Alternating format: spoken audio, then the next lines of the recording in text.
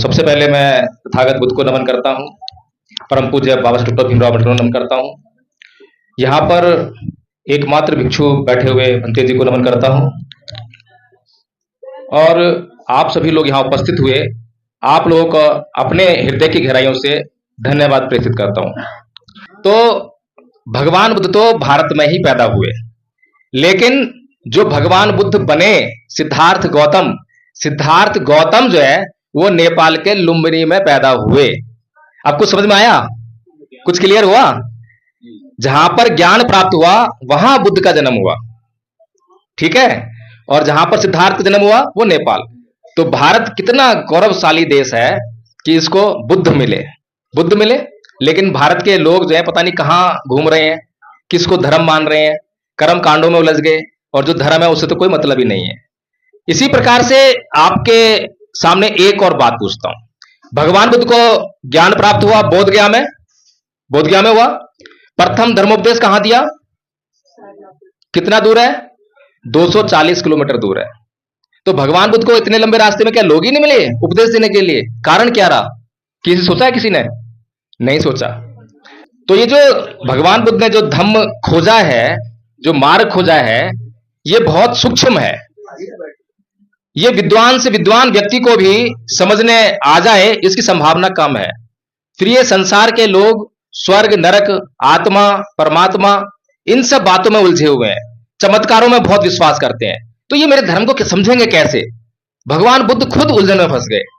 फिर उनको भीतर से यह ज्ञान हुआ कि भाई नहीं, इस संसार में बहुत अंधकार है और इस संसार को इस धम्म की बहुत जरूरत है।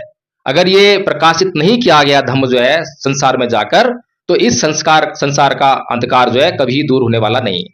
इसीलिए भगवान बुद्ध ने फिर धम्मोपदेश देने का निर्णय कर लिया। और जब निर्णय किया तो फिर क्या सोचा? भाई किसको दूं? सबसे पहले ख्याल आया अलार कलाम का, उसकी मृत्यु हो चुकी थी। फिर राम उदक का ध्यान आया, राम उदक पुत्र का, उसकी मृत्यु हो चुकी थी।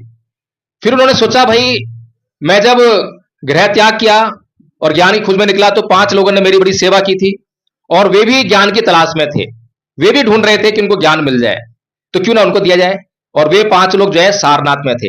इसीलिए भगवान बुद्ध जो है बोधगया से चले और सारनाथ में पहुंचकर उन्हें ज्ञान दिया।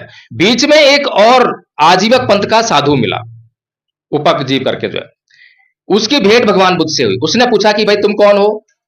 तुम कोई यक्ष हो या गंधर्व हो, कौन हो? तो भगवान बुद्ध ने कहा कि मैं बुद्ध हूं। अरे बुद्ध क्या हुए? मैंने ज्ञान प्राप्त कर लिया है। तो क्या तुम जिन्न हो? हाँ, जैसा मेरे लोग होते हैं उनको जिन्न ही कहते हैं। जिन्न मतलब विजेता, जीतने वाला, जिसने अपने आप को जीत लिया हो।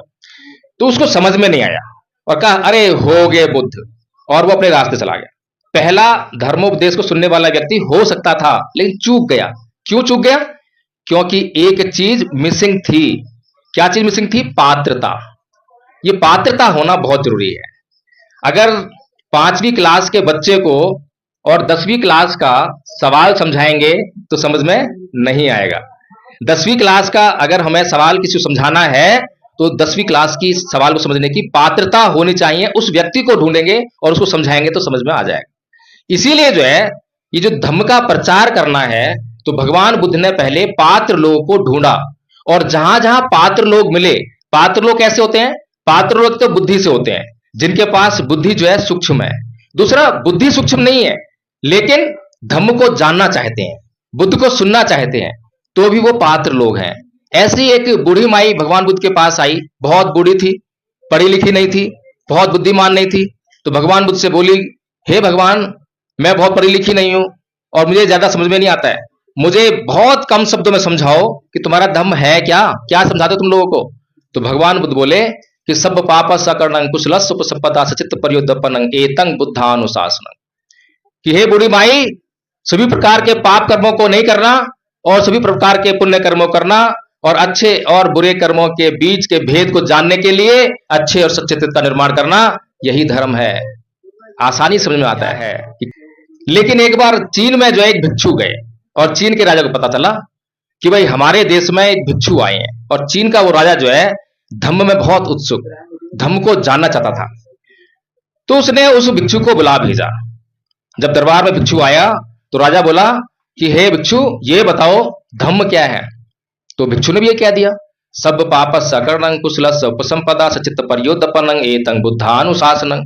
राजा बोला, अरे ये तो बहुत मामूली सी बात है, ये तो 5 साल का बच्चा भी जानता है कि गलत काम नहीं करना चाहिए और सही काम करना चाहिए, इसमें कौन सी बड़ी बात हो गई। तो भिक्षु बोले कि बहुत अच्छा राजन, बिल्कुल सही कहा कि 5 साल का बच्चा भी जानता है कि क्या करना चाहिए क्या नहीं करना चाहिए, लेकिन 60 साल का बुढ़ा भी इस बात का आचरण करने में फेल हो जाता है। सही कहा गलत कहा।